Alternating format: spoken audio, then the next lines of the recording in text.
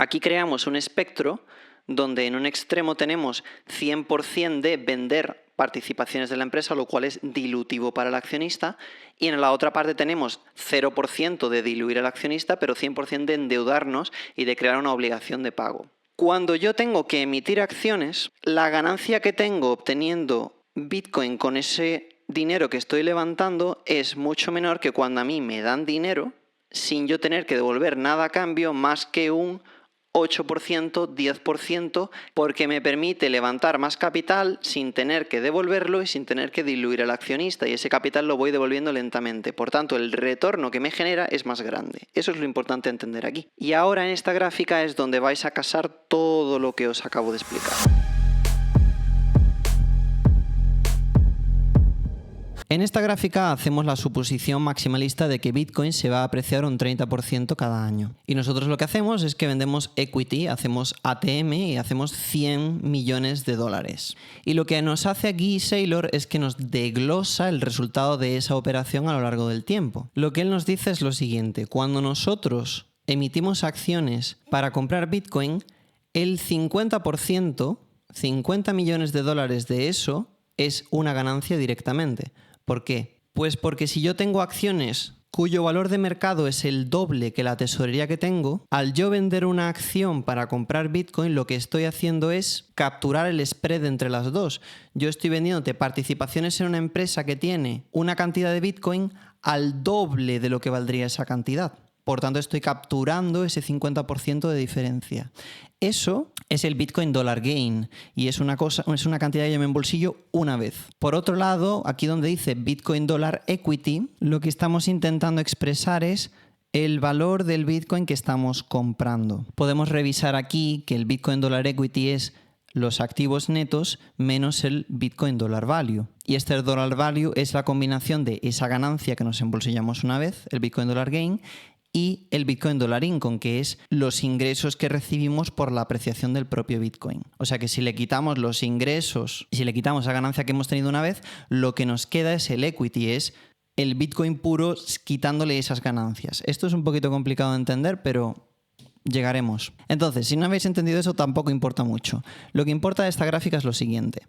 Él nos hace el desarrollo a lo largo de un periodo de 10 años, suponiendo un 30% de apreciación, y podemos ver cómo evoluciona cada una de estas componentes. La Bitcoin Dollar Gain, que es esa ganancia que nos embolsillamos, ese spread, se mantiene. Son 50 millones de dólares a lo largo de todo el tiempo. Y lo que podemos ver también es que esos 50 millones de dólares de equity, de Bitcoin que hemos comprado, se van a ir apreciando a la tasa que hemos aplicado de un 30%.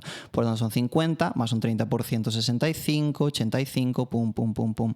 Vamos evolucionando, ¿no?, a lo largo de los años en la apreciación de ese Bitcoin propio. Y aquí arriba empieza a aparecer otra nueva categoría, que es en este color naranja clarito, que es el Bitcoin Dollar Income. El Bitcoin Dollar Income es el cambio del valor de este Bitcoin Dollar Gain, es decir, lo que se aprecia esta parte, ese Bitcoin que hemos capturado, ese spread, también está en forma de Bitcoin. ¿Cuánto se aprecia eso menos lo que tenemos que pagarle a los accionistas? Es decir, el Bitcoin que hemos comprado de forma pura, el Bitcoin Equity, se aprecia un 30%, pero el Bitcoin Dollar Gain se aprecia de forma casi igual, pero tenemos que quitarle ese pago de intereses que tendríamos que dar a los accionistas. Entonces, acaba casi en el mismo sitio, pero no exactamente. En resumidas cuentas, lo que podemos ver es que en esta operación nosotros hemos invertido 100 millones de dólares para acabar generando, a lo largo de 10 años, 689 millones de dólares en Bitcoin. Y aquí es donde Saylor nos introduce el concepto de Bitcoin Torque. Cuánto dinero hemos tenido que invertir y al plazo de 10 años cuánto dinero hemos podido sacar. En este caso es un 6,9. Cuando nosotros evaluamos los otros instrumentos, podemos hacer este mismo análisis y ver qué torque nos da. Por ejemplo, en el caso de convertibles, podemos ver que el torque es un 8,9 por 8,9 veces. Es decir, sacamos más dinero para una inversión base exactamente igual. ¿Por qué es esto así? Porque el spread que tenemos al principio, la equity que tenemos, es más pequeña y el dollar gain es más grande. Es decir, que lo que nosotros nos embolsillamos al emitir un convertible es más que una acción en ATM. ¿Por qué? Porque cuando tú estás vendiendo la acción en ATM, estás vendiendo la acción al precio de mercado, al contado. Pero cuando tú estás emitiendo un convertible, tú lo que estás vendiéndoles a alguien el derecho de comprarte una acción a un precio más alto que el de mercado. Por tanto, esa diferencia es el spread que tú te embolsillas como accionista. Eso incrementa el Bitcoin Dollar Gain y también incrementa ese Bitcoin Dollar Income, que es lo que más crece aquí arriba y es lo que nos da ese torque, esa capacidad de apalancarnos. Es decir, la participación en esta operación que tiene el que compra el convertible son estos $36 que acaban creciendo a 493. Pero la participación que tiene el que ya es accionista de la clase principal es de $64 porque tiene un spread más grande, lo cual genera estos ingresos más grandes. En resumen, nos está intentando decir cómo de acretiva es esta operación. Y es más acretiva la operación de emitir convertibles que la operación de emitir equity pura, de hacer ATM puro. Y ya si miramos Strike y Strife, mejor todavía, porque la participación que estamos dando a la gente vendiéndole Strike en la apreciación de esta compra de Bitcoin es de solo $20 sobre 100. Es por eso que el valor fundamental de esa participación que ellos tienen se incrementa desde $20 hasta 340, pero para los que estamos dentro, para los que somos de la clase principal ya, nos estamos capturando un spread de $80. Entonces nuestra ganancia base en el momento es de $80 por emitir esa acción preferente y ahora lo que vamos ganando en ese Bitcoin que hemos comprado restándole las obligaciones de pago de Strike va creciendo mucho más rápido año tras año porque el spread inicial es más grande. Esta división de aquí al principio, en el año 0, es lo que resulta en una ganancia mucho más grande para el accionista. Lo que nos está diciendo es que Strike es mucho más acretivo que los convertibles o que el ATM. En este caso tenemos un torque de 10,4 veces, es decir, que invertimos $100 millones y generamos $1.038 millones en valor. Y ya por supuesto, si te vas a Strife es el instrumento más acretivo. Tiene un torque de 12,8 veces. ¿Por qué? Pues porque la participación en la apreciación del Bitcoin que estamos comprando, que nosotros le damos a los que compran este instrumento, Strife es 0. Nosotros capturamos un spread inicial de un 100%. ¿Por qué? Porque nosotros vendemos la acción de Strife y luego lo único que tenemos que darles es dividendo, pero en ningún punto pueden convertir a clase principal. Como no tiene exposición al equity, nosotros capturamos un Bitcoin Dollar Gain de 100. Por tanto, el Bitcoin Dollar Income, lo que nosotros ganamos por la apreciación de ese Bitcoin, es mucho más dinero y es por eso que tenemos un torque más alto.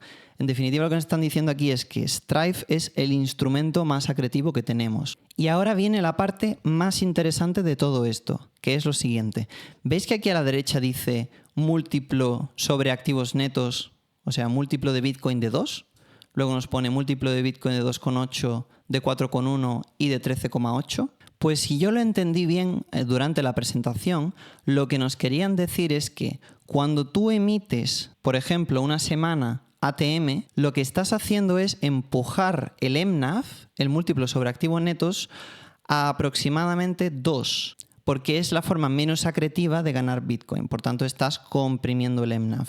Esto es una cosa que ya he explicado en el canal. El hacer ATM lo que hace es comprimir el MNAV y empequeñecerlo, porque lo que estás haciendo es capturar el spread entre el valor de las tenencias netas de Bitcoin y el valor de la capitalización. Estás reduciendo la capitalización a base de emitir acciones y estás incrementando las tenencias. Mientras que si estás emitiendo instrumentos como Strike o Strife, te estás apalancando, estás incrementando la cantidad de deuda en la estructura de capital de la empresa, pero al mismo tiempo estás levantando mucho dinero que no tienes que devolver de forma inmediata y que tampoco se va a convertir en acciones. Bueno, en el caso de Strike sí se convertiría en acciones, pero sería una cantidad pequeña. Entonces al final te estás apalancando, estás levantando mucho más dinero y por tanto estás multiplicando mucho esa ganancia. Por tanto, ese múltiplo sobre el Net Asset Value va a ser justificablemente más grande. El MNAV va a tender a desarrollarse mucho más. ¿Por qué? Porque la forma en la que estás comprando Bitcoin es mucho más acretiva para el accionista. Entonces, por hacer un resumen de todo lo que acabo de explicar, cuanto más hacia la derecha, más participación tiene el comprador de ese instrumento en la apreciación de Strategy, en la clase principal. En Strife la participación es nula, en el ATM la participación es máxima. Entonces, asumiendo que estamos en un MNAV de 2, la ganancia inmediata que nos embolsillamos entraría en un espectro entre 50 en el caso del ATM y 100 en el caso de Strife. Por tanto, el Bitcoin Dollar Income, la apreciación de esa ganancia que nos estamos embolsillando, quitándole las obligaciones de pago, es más grande cuanto más apalancado el instrumento, cuanto más funciona como deuda y menos equity le estás dando al accionista. Y menos equity le estás dando al que compra este instrumento. Es por eso que lo que apalancas la acción, lo que apalancas el MNAV, es mayor cuanto más emitas de instrumentos más acretivos. Lo que estoy diciendo y lo que es importante que se entienda aquí es lo siguiente. Saylor todas las semanas hace una compra y en esa compra utiliza dinero que puede provenir de diferentes fuentes. Mientras más proporción haya de instrumentos que sean instrumentos de deuda, instrumentos que no den participaciones de strategy al comprador, más acretivo es para nosotros. Más endeuda la empresa y más deuda acumulamos en esa estructura de capital, más parte de esa tenencia neta de Bitcoin, de ese net asset value, le pertenecería a gente que tiene esos instrumentos de deuda, pero más acretivo es para nosotros en el largo plazo. Entonces, cuando todas las semanas Saylor dice, esta semana hemos comprado X cantidad de Bitcoin, tal, lo importante es saber cuánto ATM se ha hecho, cuántos convertibles se han emitido, cuánto Strike, cuánto Strife, y en función de esas proporciones podemos proyectar hacia dónde se va a multiplicar el MNAV, hacia dónde se va a mover y cómo de acretiva ha sido esa compra. Esa es la clave aquí. Y entonces ya, bueno, si nos queremos ver el resto de diapositivas, así pasando por encima, lo que podemos ver es que aquí nos pone otras hipótesis donde dice, bueno, nosotros hemos hecho el maximalista, ¿no? Hemos hecho un 30%, pero aquí tienes una tabla. Puedes asumir un 0%, un 10, un 20, un 30, un 40, un 50, y en función del instrumento y en función del MNAV que asumas, en este caso es 1, pues aquí tienes el múltiplo derivado de esa operación. Es decir, el impacto que tiene esa operación sobre la ganancia que tiene el accionista y, por tanto, el impacto que va a tener sobre el múltiplo sobre los activos netos. Entonces, bueno, esto lo veis vosotros y lo pensáis si queréis. Es evidente que cuando tú haces ATM con un MNAV de 1, la acreción es 0. Sin embargo, la emisión de instrumentos de deuda siempre va a ser muy acretiva. Aquí tenéis el torque para un caso de un MNAV de 2, aquí tenéis el torque para un MNAV de 3. Lo que podemos ver es que si el MNAV es muy bajo, el hacer ATM no rinde, pero si el MNAV es, por ejemplo, un 3, rinde bastante, sobre todo si hacemos la suposición de que Bitcoin se va a apreciar mucho. Sin embargo, movamos como movamos el MNAV, si nosotros miramos Strife, rinde exactamente lo mismo para 1 que para 2 que para 3. Y eso es porque nos da igual cuánto valga la empresa, es deuda pura.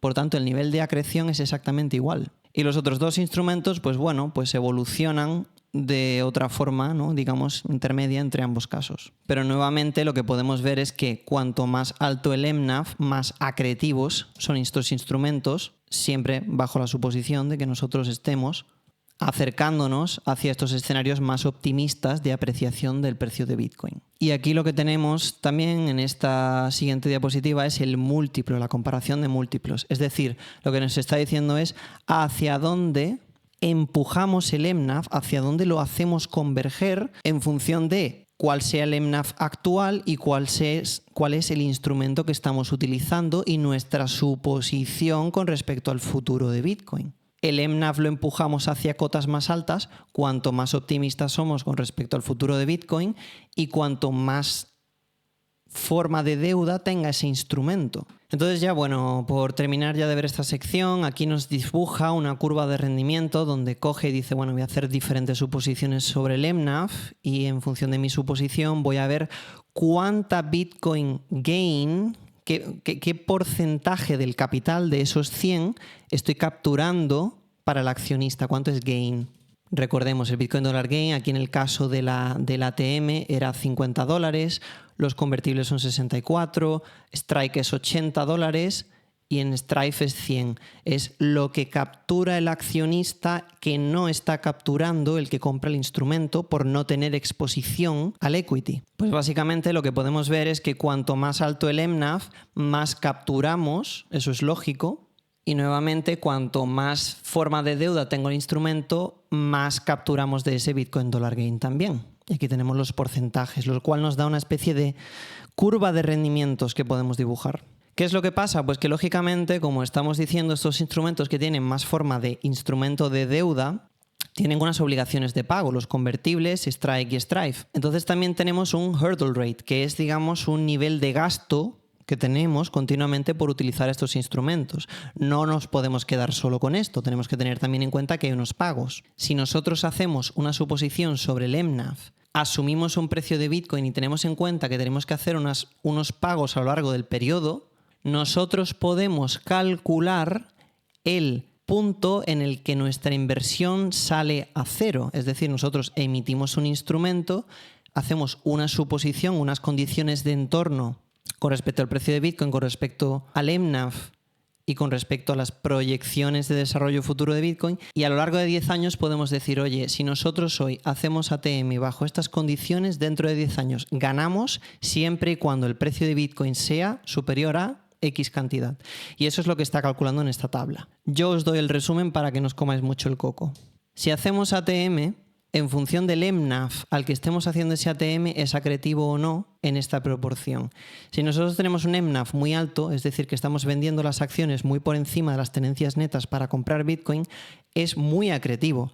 Por tanto, por ejemplo, si el MNAV es 5, suponiendo que el precio de Bitcoin es $85.000, si nosotros emitimos acciones con un precio de $85.000 y un múltiplo de 5 para comprar Bitcoin, siempre que Bitcoin sea superior a $17.000 dentro de 10 años, estamos ganando. En definitiva, es muy seguro hacer esta operación, porque mucho tiene que bajar el precio de Bitcoin para que el accionista salga perdiendo. Si vemos la curva de rendimientos de los convertibles, lógicamente la cosa cambia y ya no podemos justificar un precio de 17.000 para que nosotros salgamos ganando. Con un MNAV de 5, por ejemplo, el precio solo podría bajar hasta 50.000 para que sigamos ganando en esa operación.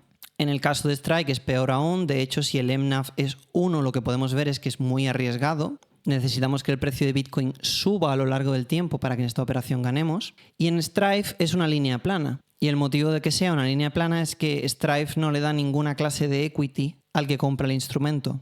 Entonces, para terminar todo este análisis sobre el Net Asset Value y lo acretivo que son los instrumentos, aquí Saylor nos intenta justificar por qué Strategy se vende a mercado en un múltiplo sobre las tenencias netas. Yo esto lo he explicado muchas veces, que no puede ser un múltiplo de 1 y el múltiplo tiene que ser superior. Aquí nos enuncia una lista de motivos. Si vosotros queréis leerlo, podéis pausar el vídeo y podéis mirároslo. Yo ahora mismo, como el vídeo es muy largo, no me voy a meter en esto. Y para terminar esta sección, Saylor lo que nos termina diciendo es lo siguiente. Hay mucha gente que se está quejando y que ha criticado mucho el uso del ATM, porque lo que pasa es que el ATM comprime el precio de la acción y no permite que la acción suba de precio cuando vemos apreciación en el valor del Bitcoin subyacente. Entonces, aquí Saylor lo que nos dice es lo siguiente. Dice que ellos van a seguir ajustando la cantidad y la mezcla de estas diferentes operaciones basándose en las condiciones de mercado. Como hemos visto, en función de las condiciones de mercado, en función de las suposiciones que hagas con la apreciación, en función del MNAV, en función del precio actual, renta o no el usar diferentes instrumentos. Entonces ellos continuamente van a ir ajustando estas operaciones y van a elegir unas u otras en función de las condiciones que haya en el mercado en el momento. Y tienen que conseguir equilibrar la captura de rendimientos hoy con creación de valor a largo plazo. Véase, como podéis ver, la mayor parte de la ganancia está en el largo plazo, no es inmediata, no es instantánea.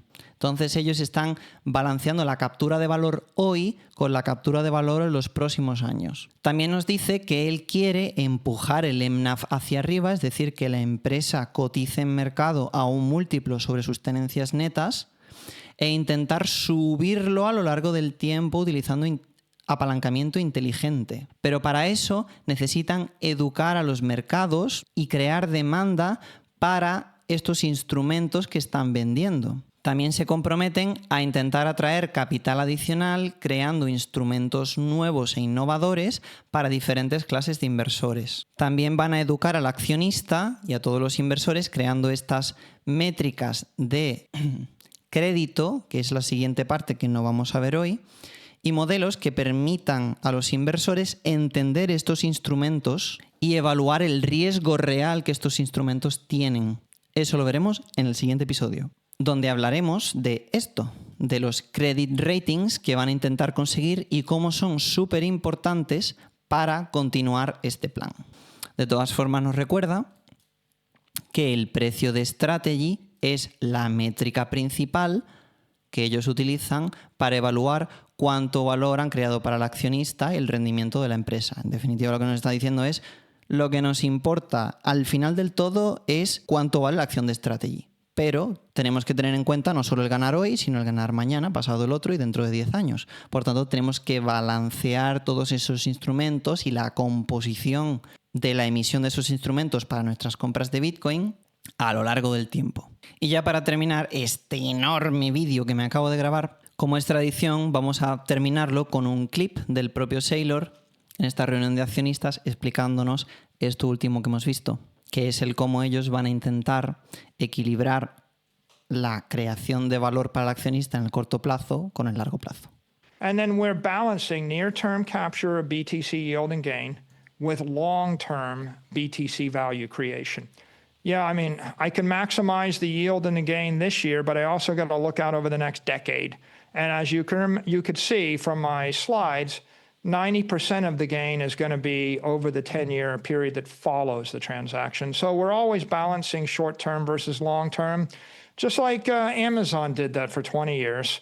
The goal, is to drive up the stock price, to drive MSTR to the max, and then to grow the company and reach its full potential. So we will support MNAV, right? And we are seeking to drive it up over time. So when you look at the MNAV and you're wondering, what are we thinking? Well, we're thinking we want it to go up, not down. We're never acting to hammer it down. When the MNAV is expanding and when there's massive demand in the marketplace, then of course we're looking to sell and convert that into a BTC gain, a BTC yield, and BTC income and BTC value over time. So the best way, of course, for us to support the MNAV is maximize intelligent leverage with Strike, with Strife, and other fixed income instruments. En resumen, lo que Saylor nos ha dicho en este clip es que a pesar de toda esa crítica que está habiendo por parte de la comunidad de que siempre hace ATM y como hace ATM no deja que el precio de la acción corra, que el precio de la acción suba, lo que está diciendo es, chicos, fijaros, la mayor parte de la creación de valor para el accionista, la mayor parte de la ganancia no sucede hoy, sucede en el largo plazo por la apreciación de ese Bitcoin que estamos comprando hoy. Es por eso que yo tengo una curva de rendimientos donde yo tengo que evaluar no solo el corto plazo, no solo el hoy, no solo el dejar que el precio de la acción suba corriendo hoy, sino intentar capturar el máximo de ganancia en el largo plazo. No es que nosotros estemos comprimiendo ese MNAV adrede a base de hacer ATM y no dejar que nosotros ganemos dinero. Nuestro objetivo es que el MNAV vaya subiendo, pero nos tenemos que adaptar a esta curva de rendimiento y nos tenemos que adaptar a las condiciones del mercado para ser lo más acretivos posibles para el accionista. Y quedaros tranquilos que nuestro objetivo es hacer que ese MNAV suba a lo largo del tiempo, pero tenemos que hacerlo de forma responsable y de forma razonable. Así que nada, este ha sido el episodio más largo que he grabado hasta ahora. 1 hora y media dura. Ahora tengo que ponerme yo a editar esto, a ver cómo narices lo voy a sacar.